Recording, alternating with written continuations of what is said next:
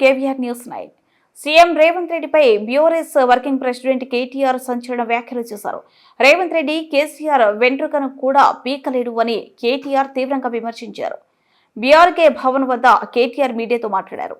కేసీఆర్ అంటే ఒక చరిత్ర. ఇరిగేషన్ విషయంలో కేసీఆర్ ను విచారణకు పిలిచారంటే హనుమంతుడి ముందు కుప్పిగంతులు లాంటిది. ఇరిగేషన్ మీద కేసీఆర్ కు ఉన్న అవగాహన బహుశా ఈ దేశంలోనే సమకాలీన రాజకీయ నాయకులలో ఎవరికి ఉండదు. చివరకు ధర్మం న్యాయమే గెలుస్తుంది. తెలంగాణను సాధించిన నాయకుడిగా, సస్యశ్యామలం చేసిన నాయకుడిగా కేసీఆర్ పేరు చరిత్రలో సువర్ణ అక్షరాలతో లిఖించబడుతుందని కేటీఆర్ తెలిపారు. నుంచి ప్రజల దృష్టిని మరల్చాలని ప్రయత్నం చేసినా మల్లనీయం ప్రజల తరపున అడుగుతూనే ఉంటాం. నువ్వెన్ని రకాలుగా వేధించినా నిన్ను వదిలిపెట్టం. నీ కాంగ్రెస్ పార్టీని బొందబెట్టేదాకా వెంటాడుతూనే ఉంటాం. కేసీఆర్ కమిషన్ ముందు పిలవాలి కాబట్టి పిలిచారనుకోవచ్చా? కేసీఆర్ గారు తెలంగాణ చరిత్ర. కేసీఆర్ ను ఇవాళ పిలిచి అది కూడా ఇరిగేషన్ గురించి మాట్లాడటము అంటే ఇది హనుమంతుడి ముందు కుప్పిగంతులు లాంటివి. ఎందుకంటే కేసీఆర్ గారికి ఉన్నంత క్షుణ్ణమైన అవగాహన, వాగులు, వంకలు, నదులు, చెరువులు, వీటి గురించి, ఇరిగేషన్ రంగం గురించి కేసీఆర్ కు ఉన్నంత అవగాహన బహుశా భారతదేశంలోనే ఈరోజు సమకాలీన రాజకీయాల్లో ఏ రాజకీయ నాయకుడు కూడా ఉండదు. మరి అట్లాంటిది కేసీఆర్ గారిని పిలిచి లేదు అడుగుతామంటే హనుమంతుడి ముందు కుప్పిగంతులే అవుతుంది. ముమ్మాటికి నిజాలు అల్టిమేట్ గా తేల్తాయి. ధర్మము న్యాయమే గెలుస్తుంది.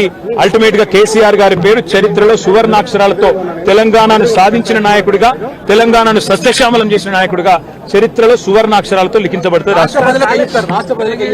ఈ చిల్లర రాజకీయాలు పట్టించుకోకండి. 6 గ్యారంటీలు, 420 హామీల మీదే మనం అందరం దృష్టి పెడదాం.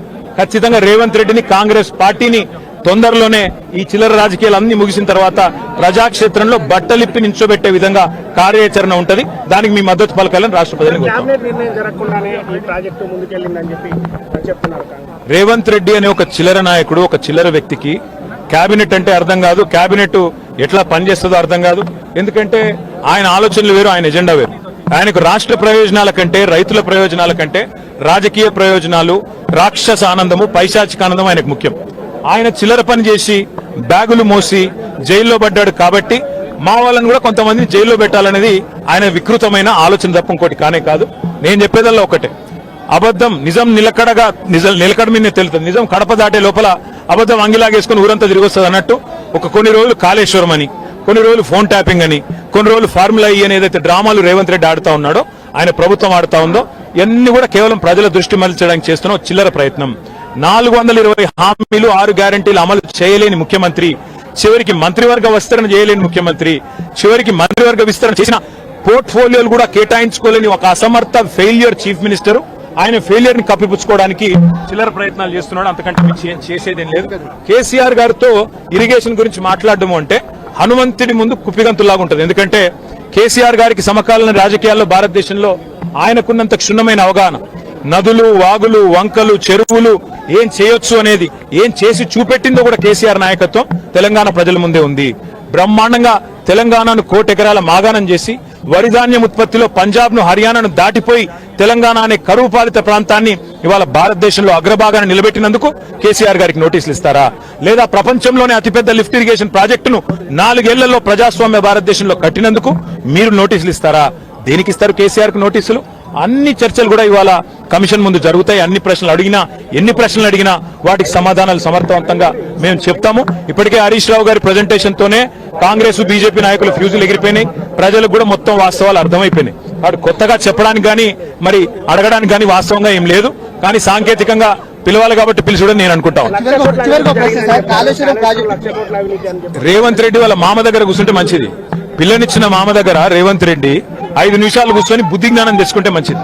సూదిని పద్మారెడ్డి గారు, గీత గారి తండ్రి, వారు చెప్పినారు 94,000 కోట్ల ఖర్చైన ప్రాజెక్టులో 1,00,000 కోట్ల అవినీతి అనేది ఒక తెలివి తక్కువ అంటాడన్నాడు. మరి ఆ తెలివి తక్కువ ఆయన అల్లుడు, మా కర్మగాలి.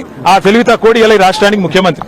కాబట్టి మేమనేది ఏంటంటే రేవంత్ రెడ్డి గారు ముందు పోయి వాళ్ళ మామగారి దగ్గర కూర్చొని కొన్ని పాఠాలు నేర్చుకుంటే మంచిది. కాళేశ్వరం ప్రాజెక్టు విచారణ పూర్తిగా అయిపోయిన తరుణంలో మళ్ళీ 2 ఏళ్లు పొడిగించి కేసీఆర్ ను ఇటు హరీష్ రావు ను పెంచినటువంటి సందర్భం కనిపించింది. దీన్ని ఎట్లా చూస్తుంది? ఖచ్చితంగా కక్ష సాధింపు, రాజకీయ వేధింపు తప్ప ఇందులో ఏమీ లేదు.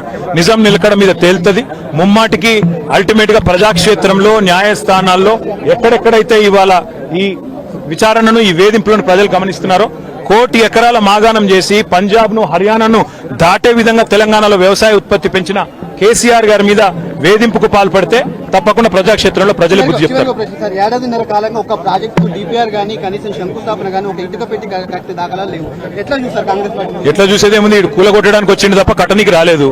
ఈ పేదల ఇండ్లు కూలగొట్టడం, ఇట్లాంటి ప్రాజెక్టులు కూలగొట్టడం, విధ్వంసకరమైన ఆలోచనలు, రాజకీయ వేధింపులు, కక్ష సాధింపు తప్ప ఈ సన్నాసికి ఏమి చేత కాదని అర్థమవుతా ఉంది. అందులో అర్థం కాకపోవడానికి ఏముంది? కేసీఆర్ భయపడ్డాడు, నోటీస్ ఇస్తేనే భయపడ్డాడు కేసీఆర్ అని రేవంత్ రెడ్డి అన్నారు. 100 జన్మలెత్తినా రేవంత్ రెడ్డి అనే చిల్లరగానికి కేసీఆర్